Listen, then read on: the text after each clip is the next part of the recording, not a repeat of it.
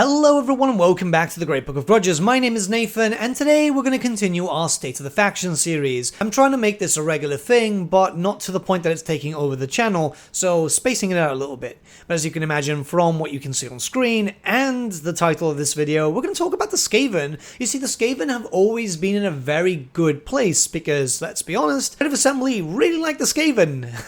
The factions are very, very unique, and hell, even patch 2.2, which was supposed to be focused mostly on bug fixes and stuff, actually brought in a lot of attention to certain Skaven factions just to make them a little bit more unique. And I think this is a really good thing, as this video might be more on the positive side than my usual State of the Faction videos, and really, I feel like the Skaven should be the actual standard of how races and factions should be by the end of the series, meaning that many different factions within different races should be very different and have their own style, as this brings in an incredible amount of replayability. Now, there are a few issues with the Skaven still, and we'll talk about that in this video. For example, my boys at Clan Pistons getting shafted constantly and ignored, but hey, let's just jump right in and let's start talking about all the factions. Right, we'll start off with Clan Scryer, as we're going to focus on the ones that are in the best position right now. So first up is obviously Clan Scryer with Ichit Claw, introduced with DLC where they got the majority of the attention, surprise surprise. Generally, as far as I've seen, this is the favourite when it comes to the player base, and it makes a lot of sense. This is a faction which focuses around a lot of guns,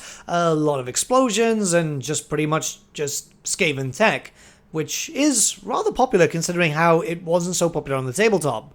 Well, in a competitive sense. There's so much to do with this faction, as you start off in one of the best cities possible, and you can expand without too much of a problem. Then you've got access to, a forbidden workshop, which will allow you to build and tinker. You can get some special units with it. You can boost up all your different things, such as your weapons teams, your Doom Wheels, your Doom Flares, and build up some Doom Rockets, because, nukes are always fun. When it comes to the faction, it stands in its own very, very well. It's very, very strong, and really the only fix that is needed is the fact that the artillery needs to be changed around a little bit. This is the thing where the AI dodging, but that's going to get fixed in a future patch, and we're aware of that. Now, I know I'm going to see some people in the comments saying, yeah, there's some things that are needed right now, like, for example, a mount option for the Warlocks. That's not much of a Clan Scryer thing. That's the Skaven as a whole need the mount option for the Warlocks. Now we're moving on to Carnation, again DLC, and got the most attention, surprise, surprise. Yeah, I know.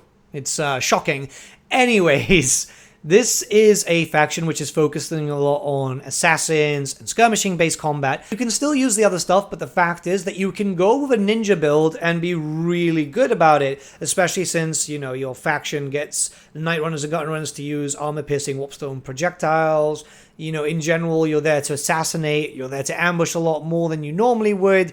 The faction is very fun, and it gets expanded upon even further as you start going into special mechanics, where the shadowy dealings make you so different to the other Skaven clans once again, as you can then start deciding to, assassinate characters or do clan contracts to get into better reputation, as these are the mercenary clan. It's the best way to say it. They don't actually usually control a lot of territories, but rather work for other clans until the highest bidder, and obviously the Council of 13 too. The mechanic itself also allows you to passively level up characters which are based around your faction, so, assassins. And that works out really well, because if you've got characters just staying there, you can get them up really high level without actually taking them to war, and then take them to war when they're immortal, or just got the skills that you want. And now we're moving on to Clan Molder. It's also important to note that the clans that we've already covered and this one are part of the 4 major clans. So we're already seeing massive distinction between them, which is absolutely amazing, as Clan Molder now introduces new mechanics, new different types of how to play. Rather than focusing on ninjas and skirmishing or focusing on guns, you can focus on big monsters. Loads and loads of big monsters. Not only that, but you can get your troops, your basic Skaven troops like clan rats and all that, and your monsters, and mutate them, grant them bonuses, create the army that you want. Maybe you want them to have special abilities, maybe you want some stuff with regeneration. This is the clan that allows for that. The amount of just different style of play with all the Skaven clans we've discussed so far makes the faction incredibly replayable. Granted, yes, most people will go back to Ikit because Ikit is by far the strongest, but you get what I mean. It brings a level of flavor that we still don't really have with other factions. Yes, we're slowly kind of getting there, but it's still not the same.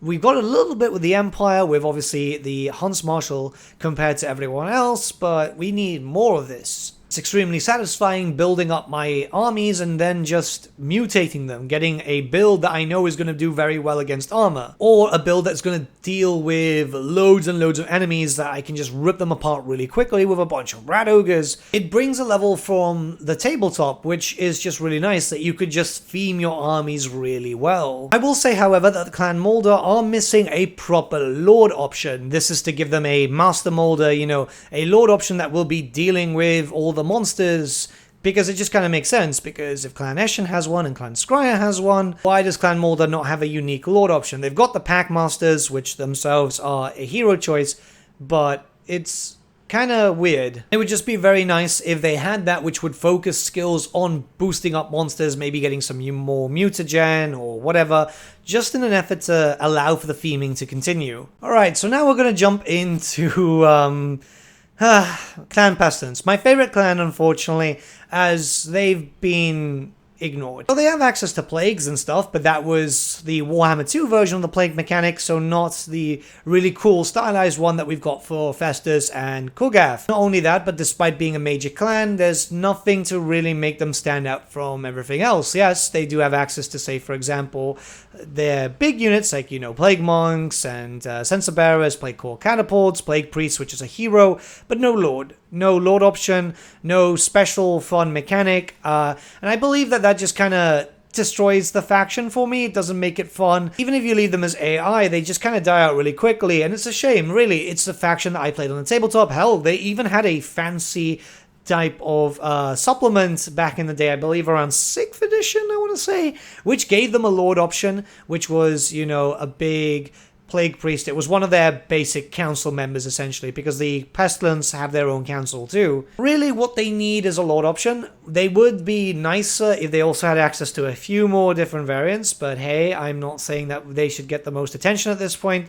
Though a Great Pox Rat, which was essentially a mount option, just never really had a miniature, that would be kind of cool, just to have like a cavalry style unit. You know, just something to make them feel a bit special, right? And there's only one mechanic that they need that's already available in game, which is the plagues. Yeah, I know, it might not be the most inspired thing, considering that all the other Skaven themselves are quite different, especially the major clans. Let's be completely honest with ourselves, this works, right? Hell, one of the big recipes is the Black Plague, and that is a Skaven plague. It's actually a big thing in the lore revolving around kind of what led to a bit of a lot of issues for the Empire. Skaven almost actually won at that point, but then they decided to screw each other over. It's just perfect. It's really just perfect. Change around the icons, obviously, because right now the icons are all Nurglish, and maybe change a few effects here and there, but there you go. Well, I know a lot of people aren't really keen on just copy-pasting mechanics. If enough things get changed, it's very much what you need, and that's it.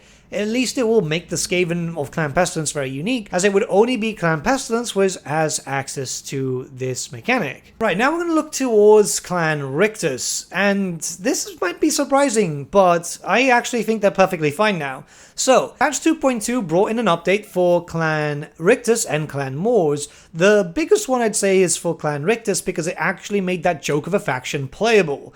You don't have that stupid thing about, oh, if you betray people, you get bonuses. Now it's, if you declare war, you'll get bonuses. Because what people don't know, actually, is that Clan Rectus is a very warfare-focused faction. They actually are one of the strongest minor clans, because they have armies beyond armies beyond armies, and they're very, very aggressive. Hell, your Storm Vermin are a lot stronger now, so Storm Vermin armies are very viable, provided that you rank up the units. And not only that, but they decided to make Tretch himself a bit stronger with the whole devastating flanker for all units in the army, which is a really good interpretation of his miniature. So I'm actually quite surprised. Honestly, when I read the patch notes, I just wasn't really expecting something like this. But yeah, this is pretty cool. I mean, you still have the retreat upgrade, so you get more melee attack. You get more attack when you're doing ambushes. Like, Clan Rectus feels like Clan Rectus, and Tretch feels like Tretch. Tretch is actually very different to the rest of the Skaven in Clan Rectus, so I am incredibly surprised and very happy about this. I think that this faction is perfect. It doesn't need fancy new mechanics. It already has one, technically, with the whole going to war will get you bonuses, so yeah. Honestly, perfect faction interpretation. Not all factions need something that just gives them something new, like a new window to go into. I think this was just perfectly fine, and again, it's surprising, but it's a good thing. Clan Moors itself got a pretty tasty upgrade. Now that upkeep has been reduced for Stormvermin and Clan Rats faction-wide, you can field more and more armies, and you can also get a lot more Menace Below. I'm surprised. It's almost there, I think, for Clan Moors. I have a few complaints, but we're going to talk about all the good stuff first, right? So, more armies, and you can upgrade Clan Rats quite well. The clan itself is supposed to focus on Clan Rats over the Stormvermin, but Stormvermin are still kind of viable. The lore for Clan Moors kind of mixes and matches between both Clan Rats and Stormvermin, this is why. But being able to get a lot more Menace Belows mean that you're just going to have massive armies.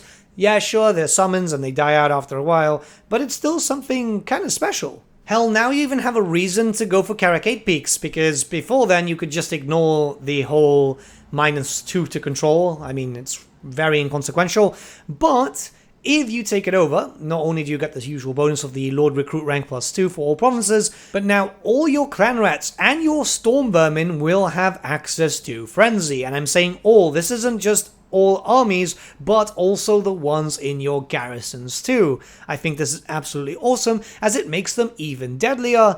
And it's freaking great, honestly. It's a great bonus. You've seen the bonus, right? You can see it on screen right now. It just makes you more viable to use more melee armies, which, yeah, I know a lot of people don't like, but if you want to go for a lore-friendly playthrough, that works out very well. What I would say is that we do need a fresh new mechanic for Queek himself, though. While he still gets a lot of bonuses versus greenskins and dwarfs, which makes a lot of sense. It's actually why you wanted to take him when you were dealing with dwarfs in the tabletop. A head taker mechanic, kind of like the whole kitchen for Grom, would be really, really good, where you'd pick up some heads as you start killing characters or different races, and then you can mix and match to get bonuses, maybe with 3 or 4 different locations, where the strongest bonus would be on the first, the second would be weaker, the third would be weaker, the fourth would be weaker, and you could just mix and match. So you could put the one that you put in first on the 4th slot just to get a weaker bonus in case you wanted something else, and it will allow for you to have a little bit of fun. Really, I know it's not like the biggest thing, especially since Clan Moors is a minor clan, but they were pretty close to be considered a major clan, and the fact is that Queek is very, very much loved. Like, really, really loved throughout the fanbase, so it just kind of makes sense just to give them a little bit of an edge and just say, look, they're still vying to become part of the Big Four, essentially. Yes, obviously this doesn't solve all the issues when it comes to the Skaven. We do need new characters like Thankful and monsters such as Vermin Lords and stuff, but I imagine that stuff would come into the future in the form of DLC, because I still very much think that we'll get at least one DLC more for the Skaven. But, as it stands, if you look at how the faction is doing as a whole, it's great. Sure, a few fixes could come into the factions that just need a little bit more of a push, but everything else is really good. Everything is just fantastic. Hell, I'll be willing to ignore Clan Moors if they just fix up Clan Pistons. I'll be very, very happy with those results. But in general, I think that the Skaven are the standard where all other factions should be in the future, where we could have different mechanics involved and just have a little bit more fun. I've said this in the past, the Dark Elves, with Morathi being like a sub-faction, and loads of other factions just changing up a little bit. But yeah, I'm generally very happy with the state of the Skaven, but let me know what you guys think. What would you change? What you think they need in the comments below, and we'll start a little bit of a discussion.